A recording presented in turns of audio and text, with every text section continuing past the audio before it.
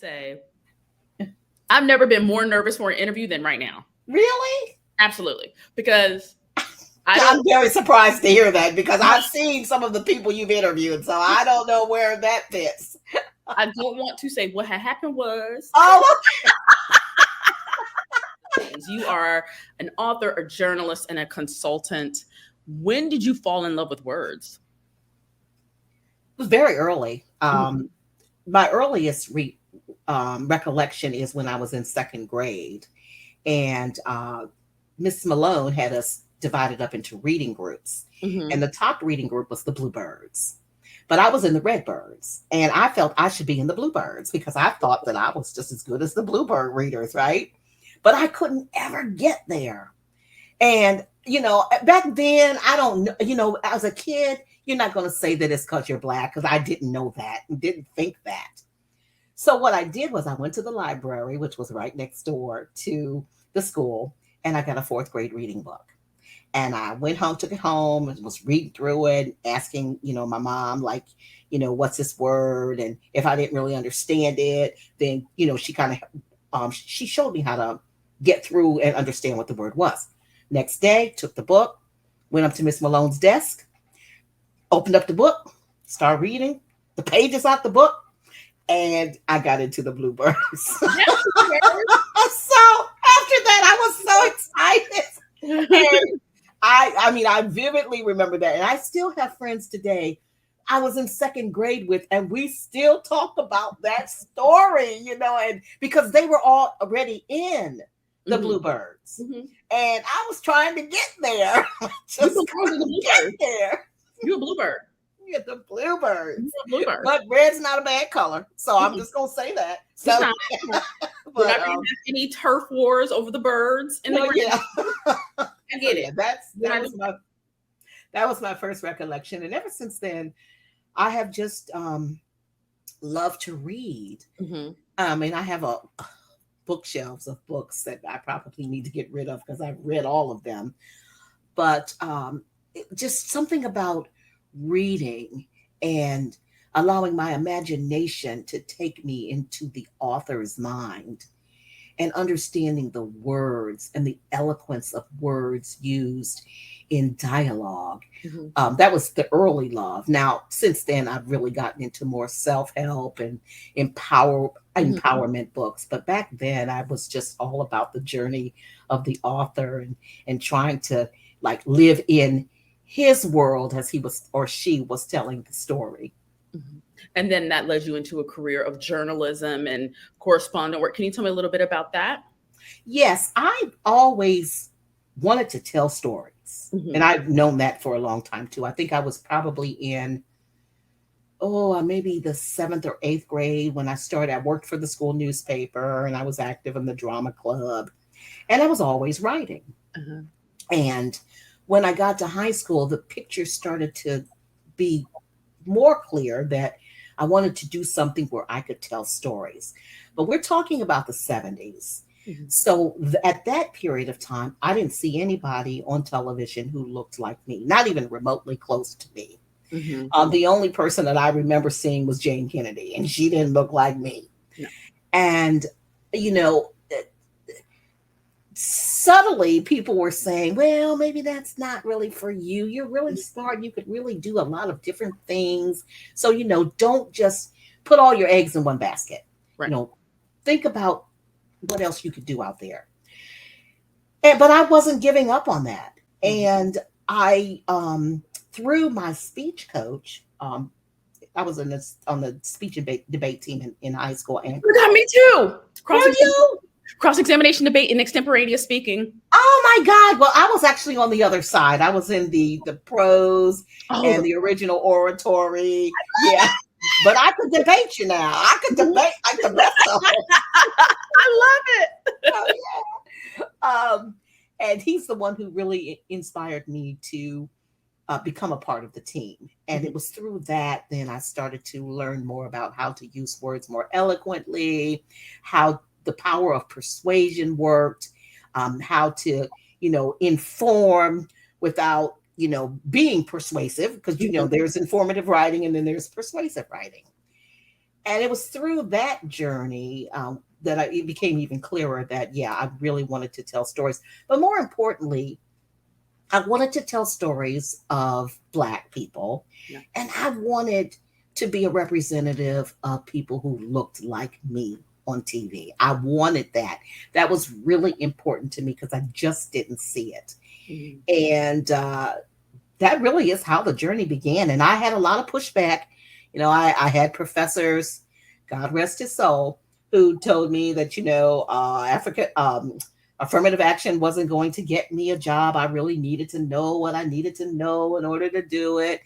And it was through that I just kept persevering. I felt like, you're not going to tell me no. If I don't do it, it's because I don't do it. I'm not going to allow you to dictate my life to me and what is my dream, what are my goals. Just stepping back to what something you said, like people that don't look like you on camera. I started doing this. So Essence launched its first show March of 2015.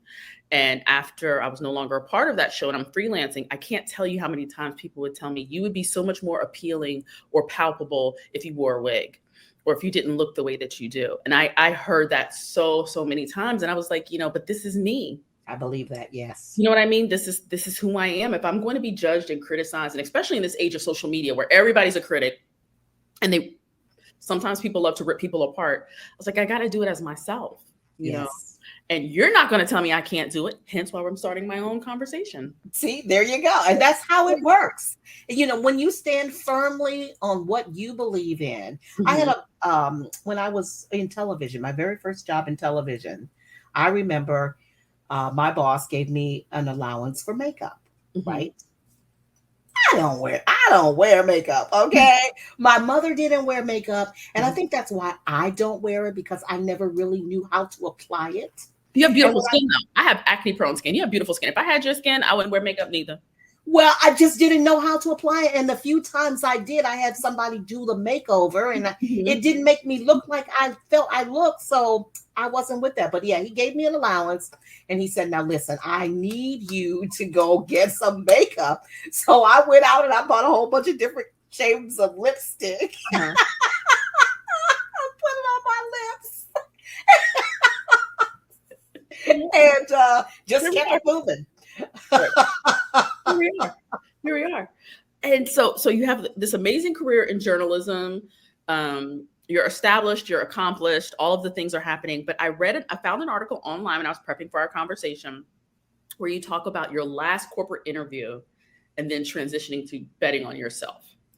What made you say, you know what, there's a new chapter that's happening for me, and taking that leap and betting on yourself? I actually wrote a book about that. I wrote a book about that experience. Mm-hmm. Because I was in the job market. I left in 2006 and tried to do my own thing, write books, and, tried to initially start up a promotion marketing business for women over 40. And then that just wasn't working. So I said, okay, well, let me try this again. Go back into the job market. The market at that time had changed so much. Young people, and I'm not discounting young people at all, because, my grandson is now my business manager and he's getting ready to be 17. So I don't discount anything. Love it. Mm-hmm. But at that time, 2015, there was an influx of young people whose values just didn't line up with mine.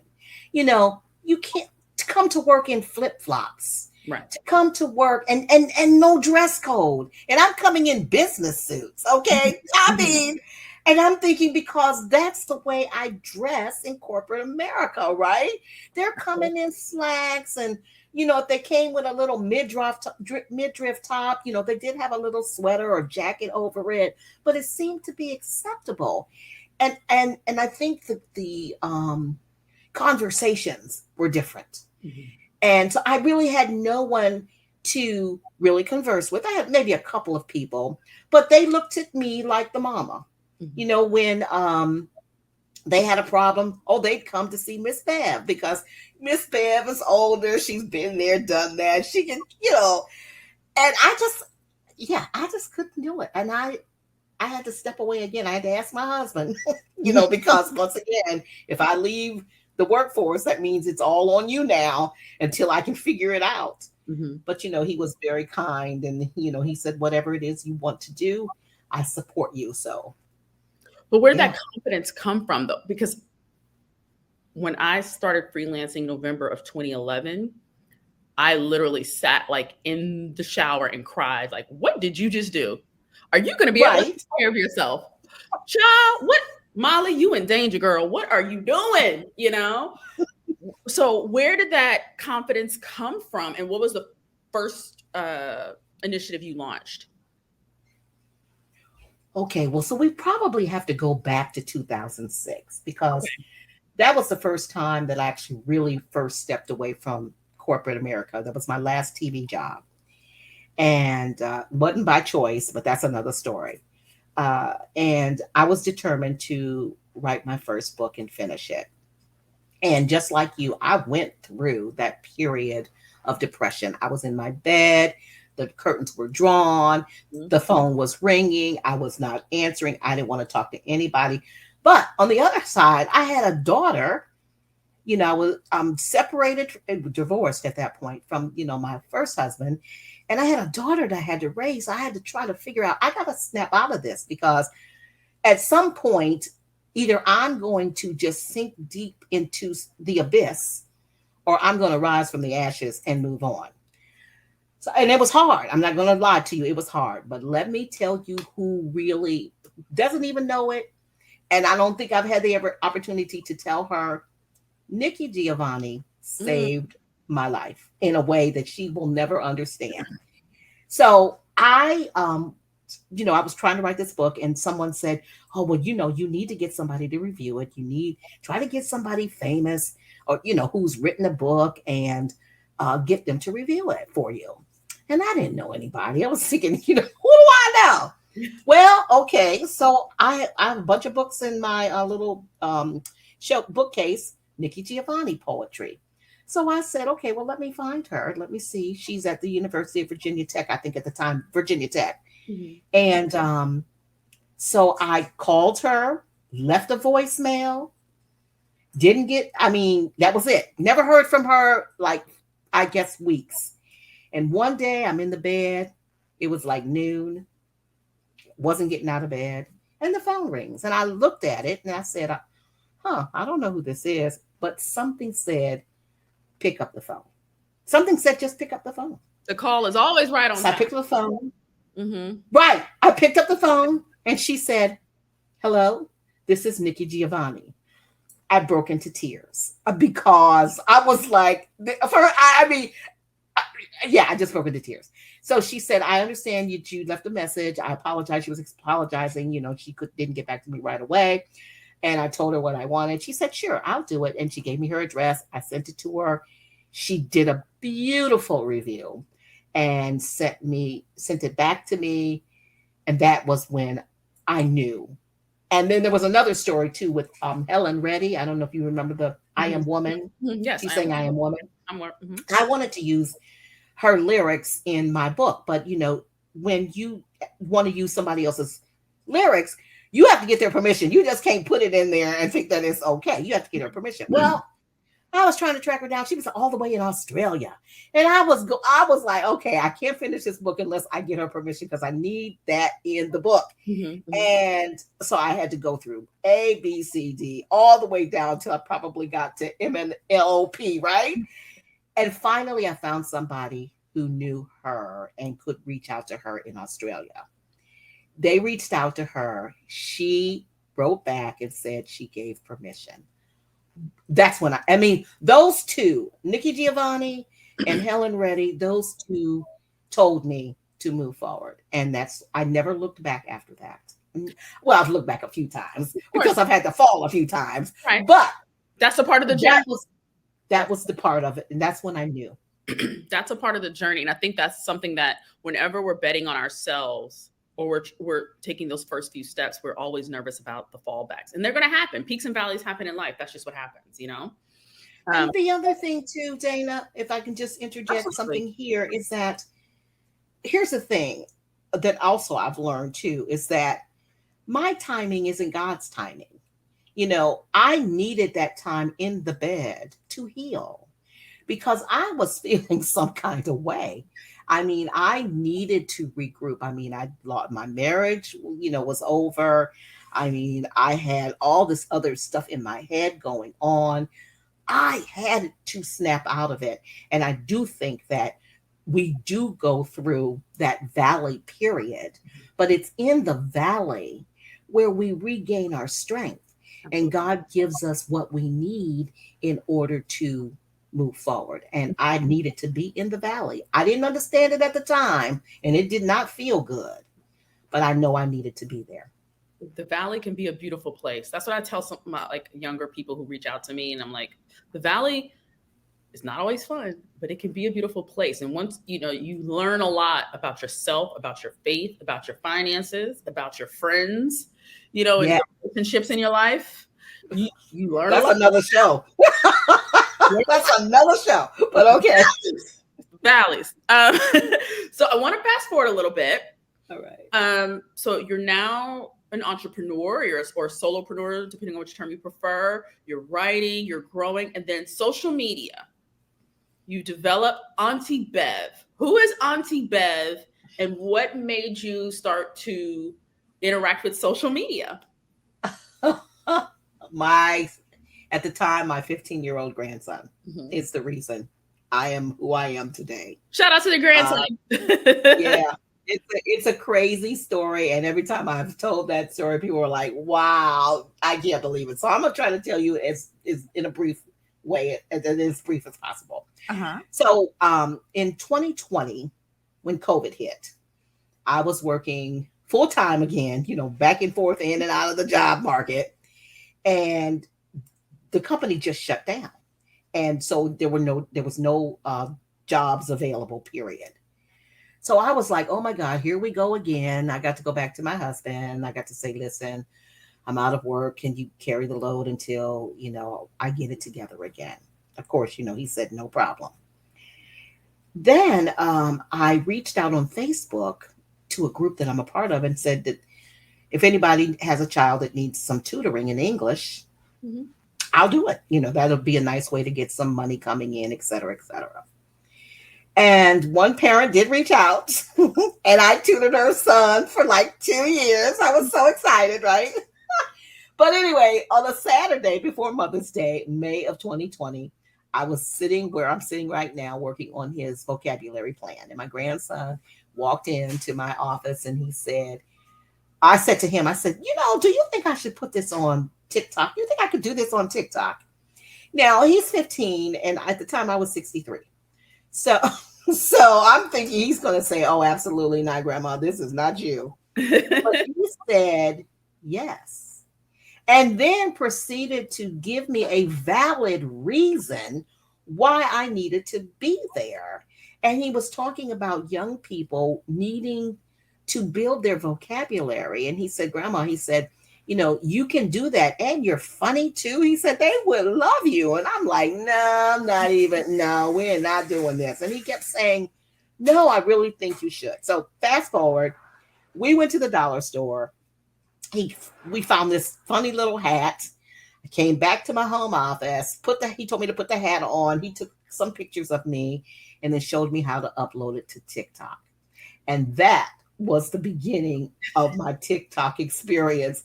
And the first word, I don't even know. The first word was cognizant. Mm-hmm. I just, to be aware of.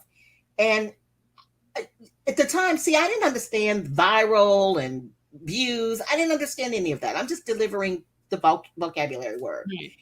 So he says to me, maybe a day or two later, he says, Grandma, you know that word you put out there? He said, that word went viral. Well, what does that mean? I don't know.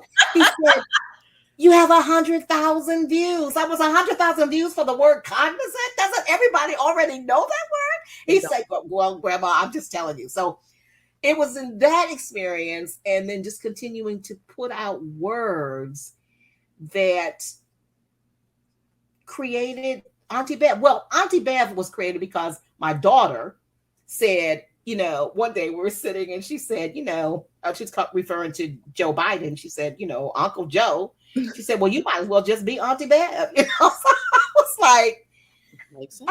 okay. But then I was thinking about Auntie from slavery. Mm-hmm. And I was like, well, that was a negative connotation. Got to think about that. But then I thought, but you know what? In the Black community, we embrace our aunties. We hold them to a high esteem because they're the elders and they're the ones, they can be the fun ones. They're the ones that are respected. So why can't I be Auntie Bev? And that's how Auntie Bev was born. I love that. How do you pick your words? Because you have some great, one of them, wait, hold on. I tabbed it. Was my favorite, and I'm probably going to mispronounce it. Pusillanimous. Pusillanimous. Pusillanimous. Okay. Yeah, that is the word. Let me tell you something. Kids, I've had some of my grandsons' friends say they use that word. They love that word. As an over 40 woman trying to date, I have used it on my Hinge dates. You are pusillanimous. That is so funny. Okay, so normally the way that I pick words is if I'm out somewhere and something happens, I see something, there's a word for that. Mm-hmm. And if I can do it in that setting, I'll do it there. Otherwise, I'll come home and then I'll, just do it wherever, in my kitchen or here or wherever. But yeah, so it's normally if I'm out there. But also know that I have like dozens and dozens of journals of words that I have collected over the years because, from teenager to now, if I came across a word that I didn't know, I'd write it down, go look it up. Mm-hmm. And then if I saw it again, I would understand the context in which it was written. So I'll go into my journal, I'll find a word and say, oh, yeah, okay. And a lot of those words are rare words that we don't even hear of today, think of today. But there were words I came across. Mm-hmm. So I figure, okay, well, let me share that experience I had when I saw that word with my followers. And it's been working so far. You've racked up hundreds of thousands of millions of views. Yeah. I don't know how that's all happening, but yes. It's so many. How does that make you feel and how has it affected your life? Are you being recognized now more on the street or has it affected, are you being called more for consulting work? How has going viral and continuing to go viral affected you and your life? Well, that's a great question. That's a great question because I'm just living my 65-year-old life, soon to be 66. Tomorrow's my birthday. Oh my gosh, happy early birthday. Yeah, so thank you. So I feel like I'm just doing what I've been called to do, really. This is all the only way I really look at it. But what I will tell you is that when I go out in public now, we went to Vegas for our wedding anniversary just a few weeks ago. And I can't tell you, I had about, I don't know, a dozen people come up to me and say, oh, you're Auntie Bev. And I was like, or you're that lady that does the vocabulary, or I follow you on social media. And that to me is mind-boggling because I spent 25, 30 years as a journalist and didn't have that kind of reaction. Mm-hmm. Maybe it's because I was in the media too, but I don't know. But the reaction now, it is startling. And it leaves me speechless sometimes. Just the other day, my neighbor is selling her house because she's moving. And the real estate agent was out there and she was getting ready to put the sign in our yard. And so I opened the door to say, you might want to put it on the other side because that's their house. And she said, aren't you that lady that does vocabulary on Instagram? Now, they're about to use you as a selling point for that house next door. Get you. No. And I said to her, how could you see me from all the way? I was in my door, okay? How could you see me? And she said, I recognize your voice. You have a very distinctive voice. There's no other voice like yours. Yeah. And that was baffling to me, totally. So I'm I don't really know. I mean, I don't feel like a celebrity by any stretch of the imagination. I just feel that I'm providing a service because this is what in my heart I feel I've been called to do. And it's just a part of the journey that I'm on. And if I can, make a difference in one person's life, when a student tells me that they want a scholarship because of the way that I help them rearrange their story to tell the story of who they are. Or when someone says that they were in a meeting and they used the vocabulary word that they heard, those are the things that make me excited. Mm-hmm. To have 1 million views, oh, I don't really care about that. Mm-hmm. To have, it's funny now because on Instagram, all of a sudden I have names that I start to recognize of real celebrities. Mm-hmm. But the thing of it is I'm here to provide a service. My motto is, you have gifts to give the world, so find your voice and prosper. Mm. I want, through my gifts, to be able to share them with you so that you find who you are using what I have given you and you prosper in your own way. That's what my goal is and has always been. It's not to be viral. It's not to right. It's not to have 1 million views. I mean, even though I did get excited one time, I had 1 million views on a video. Well, I've had a few now, but mm-hmm. I remember the first video that went viral, 1 million. And I was pretty excited about that just because my grandson could see the algorithm, or mm-hmm. he could see something that was telling him right at the moment that video was actually going to hit 1 million views, which was just astounding to me. I was like, here's this 16-year-old kid telling me this video is going to go 1 million views. And he was right on the money. I love it.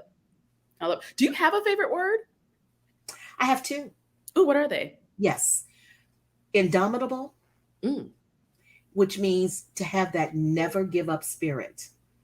No matter what happens, you just don't quit. Indomitable. And the second one is equanimity.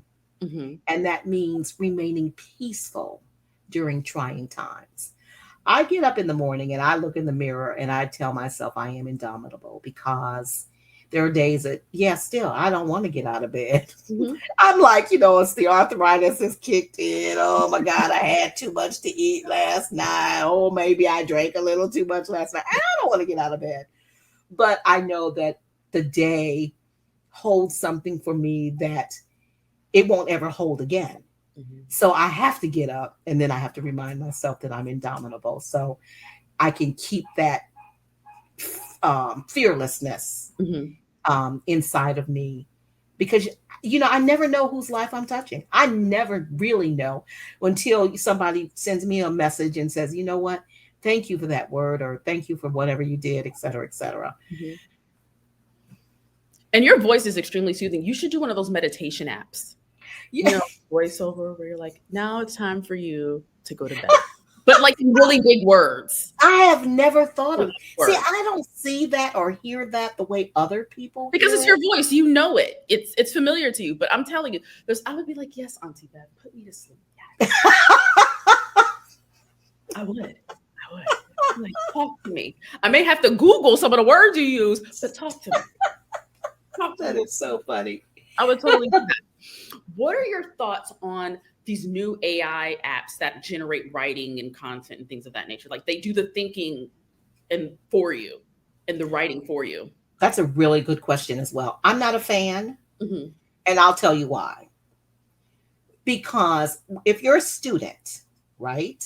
If you are a student trying to use AI, your writing, natural writing, has got to match up. And if your natural writing does not match up to what AI is producing, you're going to be found out. The professor is going to know, you turn in a paper that is a C+ 1 week, and then the next month you turn in a paper that's like stellar A+, the next month you're going to be found out. Mhm. I believe that we all should have a natural sense of how to communicate verbally and through writing. And if we don't do it, then we're doing ourselves a disservice. That's what I think. So I'm not a fan of AI, and I don't think I'll ever be a fan of AI. Um, what do you hope to accomplish next that you have not yet accomplished? Gee, I don't, I've thought about it kind of briefly. I at one point I thought, gee, I'd love to have an academy. Yeah, Right. that If you that's listen, Auntie I Bev, know that's so big. I mean, you it's so big. But I'd love to have something where young people could come and work on their vocabulary consistently, because I think that the educational system as we know it today is broken, and I still believe that effective communication is so important. Mhm. And I believe that in order to achieve the kinds of goals you want to achieve, you need to have a strong communication base. Now, that doesn't mean that you have to speak the King's English 24/7. And I've had young people push me to the brink about the whole AAVE. I get it. Mhm. I code switch. So I understand. And I've been code switching since I was a child and didn't even know what it was called back in the 60s. Okay. But we've always been doing it. But when you are in board meetings and when you are in situations where someone is looking and listening to you for your knowledge and expertise, you have to bring your A game. And if you don't have an A game, at least have a B plus game, Something. so that someone will look at you and say, oh, okay, Mhm. I like what you're saying. Mhm. And when I was, and I've told this story too, when I was probably in my 30s, I loved to drop vocabulary words on people because I wanted you to know that, listen, you might look at me and see one thing, but when I open my mouth, you're going to see and hear something totally different. Mhm. So understand that. And I was really arrogant about it back then too. And I know that I was in hindsight, but I got the things that I needed to get accomplished. And there were some people that, thought, yeah, okay, she's just, thinking she's all that. But I was able to navigate my way through any boardroom and able to communicate with anybody who thought that they could outword me Mhm. with Mhm. their words. Mhm. So I just, you know, when your vision is so big, the only thing you can say is that it's just big enough that only God can fulfill it. But I will just say this. I hope to continue to be able to do what I'm doing as long as I can. I would, if I can do this too, Dana, I would just like to say this too.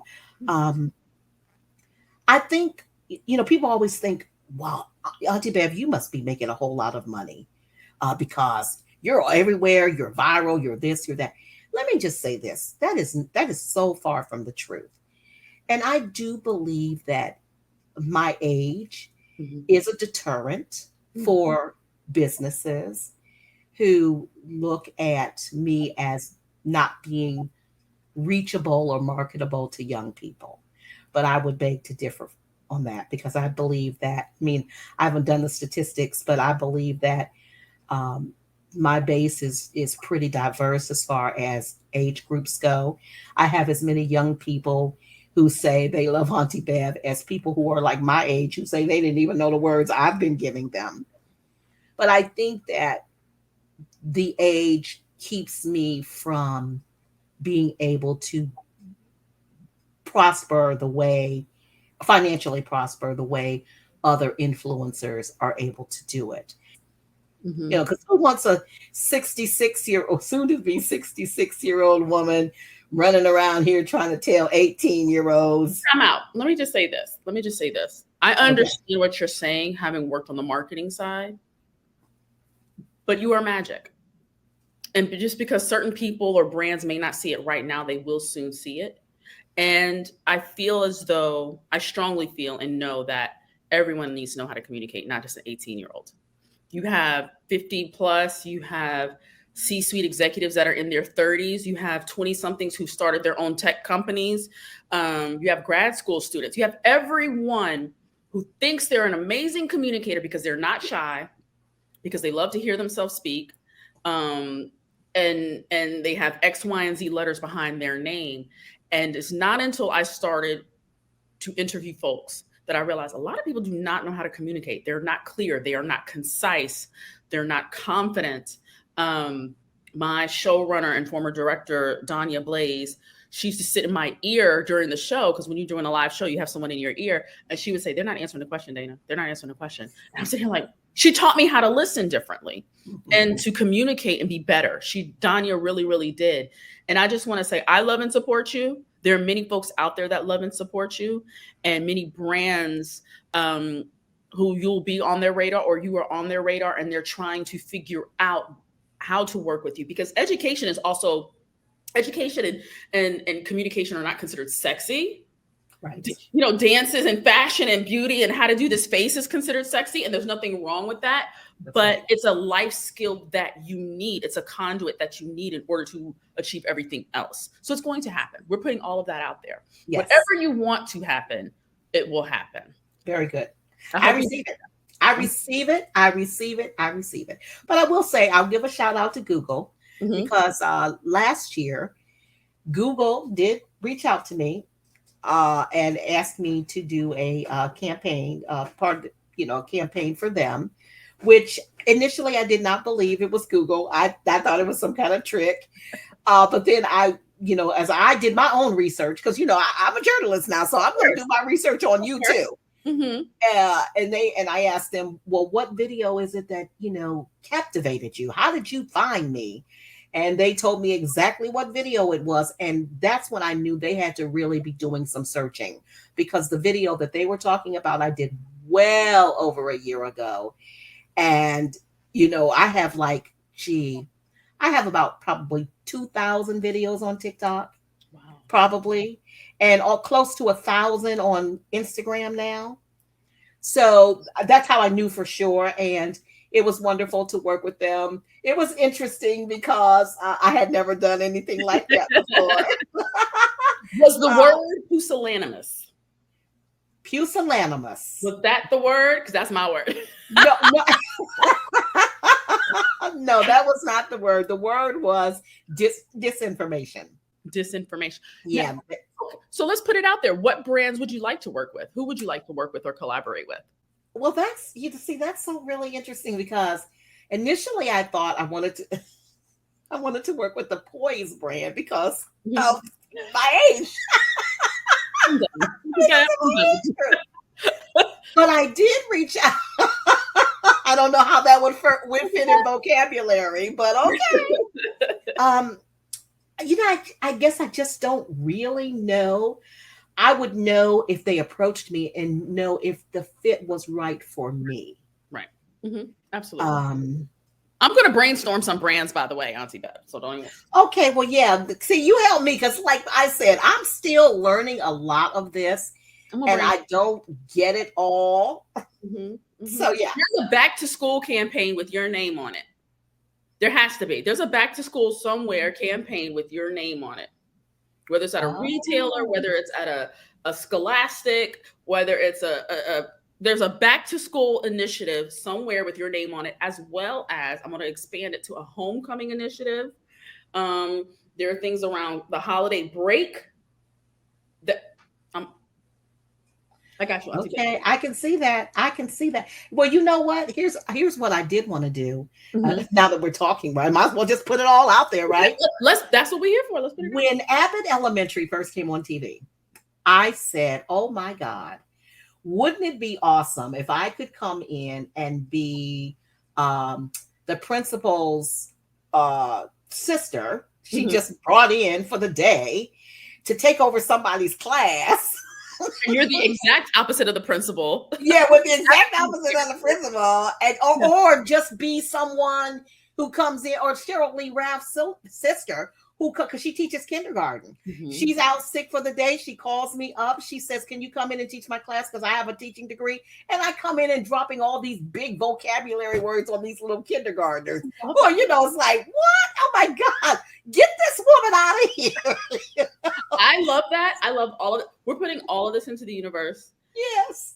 Auntie Bev, thank you so much for your time. I've had a beautiful conversation with you, and I will be in your inbox and emailing you as ideas.